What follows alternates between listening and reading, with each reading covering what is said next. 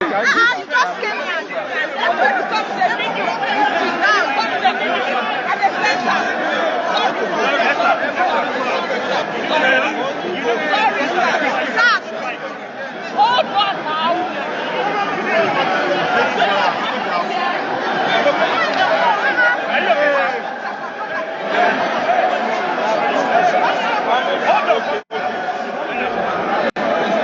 All right. Plus, are you ready?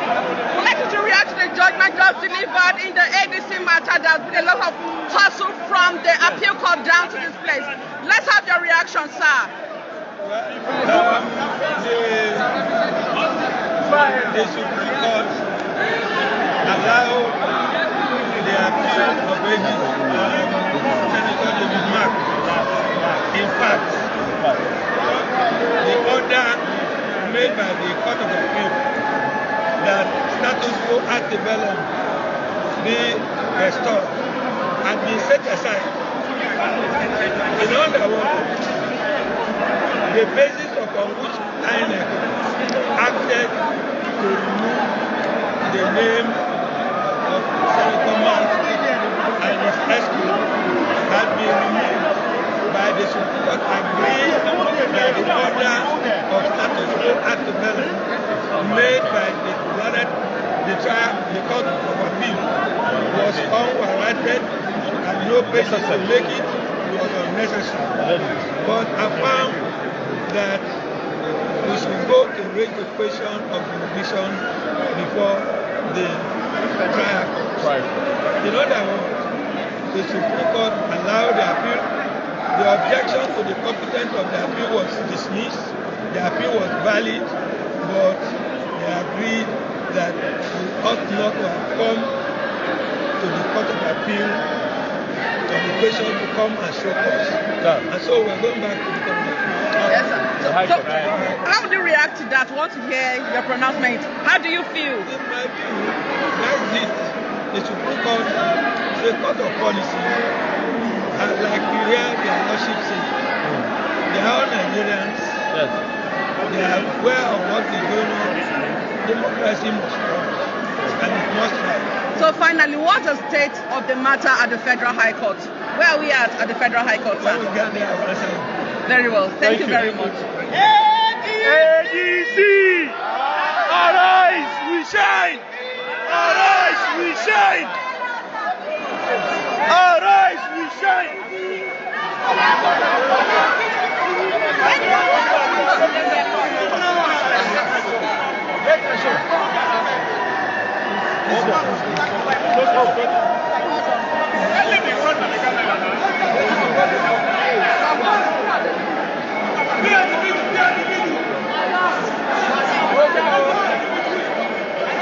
Okay. Come and stay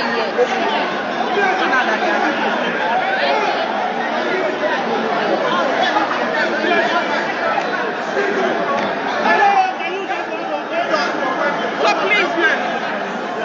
Yes, so please, what is the state of affairs concerning this judgment now from the Federal High Court? What does this judgment mean to the David Mark-led group? You say what? What does this judgment mean to the David Mark-led faction?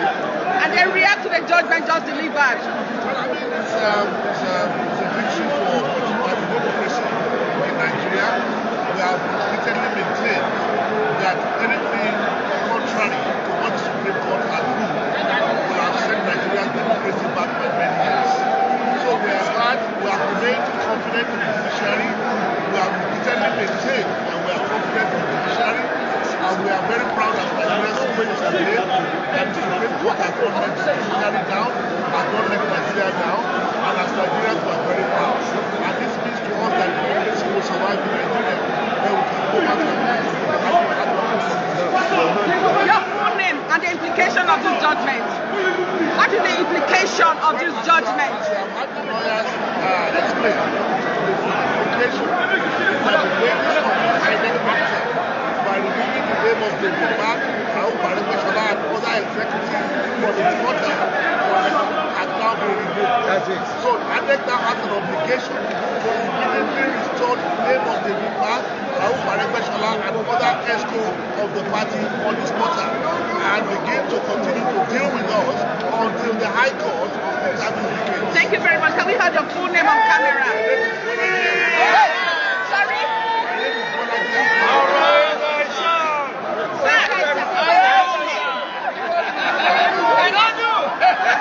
Let's hear from you. Oh, okay. This judgment is not just judgment, it's a justice. And by the special grace of God, God will bless all the 5 judges that have delivered this judgment in order to pay Nigeria out of this message we find ourselves. By the special grace of God, democracy has come to stay in Nigeria. Thank you very much. Do you still regret what you did to the INEC chairman?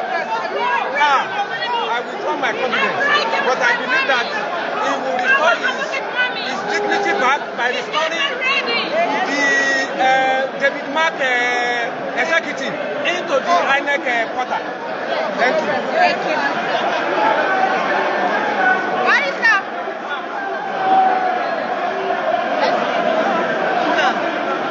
Akima, ma. Let's get our medicine. Yes, sir. ADC. Yes. You can speak. We are with you.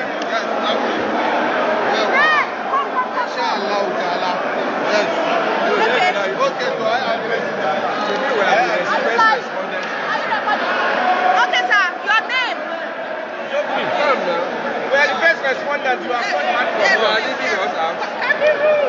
Come and take us.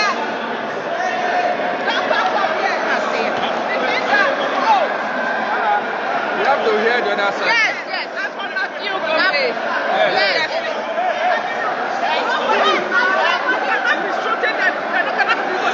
Arrange it properly. Sorry.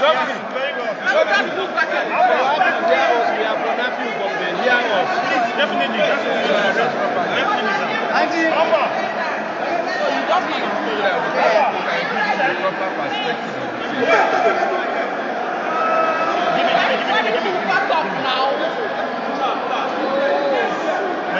So sorry, sir. It's been a long day. You can go ahead. Just let's have your reaction. Matthew Balajo, you are blocking my camera.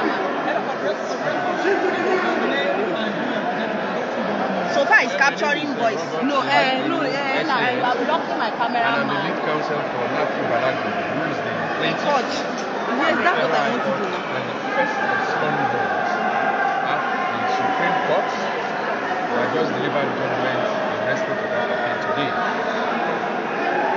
So what's your reaction to this judgment just delivered now? And what does this actually mean for those who do not really understand? Okay, thank you very much for that very, very good question. Now I need to highlight the fact that the appeal that gave rise to today's judgment was predicated on 7 grounds of appeal. 6 of those grounds failed. The Supreme Court dismissed them. Now the only ground that succeeded is the ground that dealt with the issue of the consequential order to maintain status quo ante bellum. And the view of the Supreme Court was that the court that can make an order for status quo ante bellum is a court that has proceedings pending before it.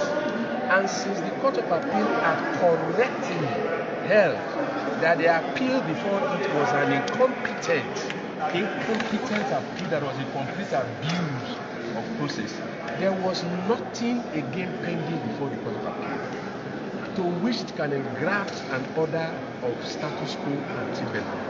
That the court that still has proceedings pending before it was the Federal High Court.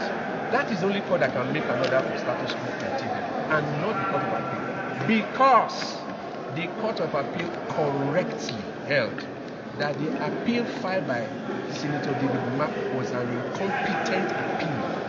It was incompetent because it was an appeal against the exercise of judicial discretion by the Federal High Court, and that the Federal High Court correctly exercised its discretion by saying, you defendants, come and show cause why I should not make this order. Come and show cause why I should not make this order. more importantly is that appealing against such an order, you cannot now properly engraft an issue of jurisdiction on it. This was the main decision of the Supreme Court. So the appeal in the main failed. It failed because the real objective of this appeal was to get the Supreme Court to decide the issue of whether or not the claim before the Federal High Court was justiciable. Was it a justiciable claim or was it not?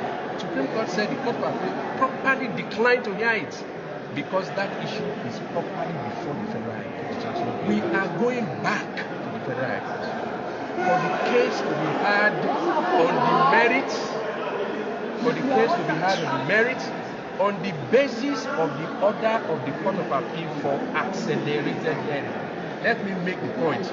The order for accelerated hearing made by the Court of Appeal was not the subject matter of appeal. So nobody challenged that order. So that order is still subsisting. So there's an order for accelerated hearing. So the Federal High Court will go ahead this case and hear it expeditiously and decide it. So, sir, just lastly, in clear terms, what do you understand by when the court said that the judgment succeeded in part? Now, I have now explained to you that the judgment succeeded in part only in respect of ground 7. Out of 7 grounds of appeal, 6 failed. They filed 7 grounds of appeal. Grounds 1 to 6 were a complete failure. Supreme Court dismissed them. The ground 7 that succeeded is limited to the narrow issue of the consequential order. Status quo ante bellum. Should the Court of Appeal have made that order? Supreme Court said no.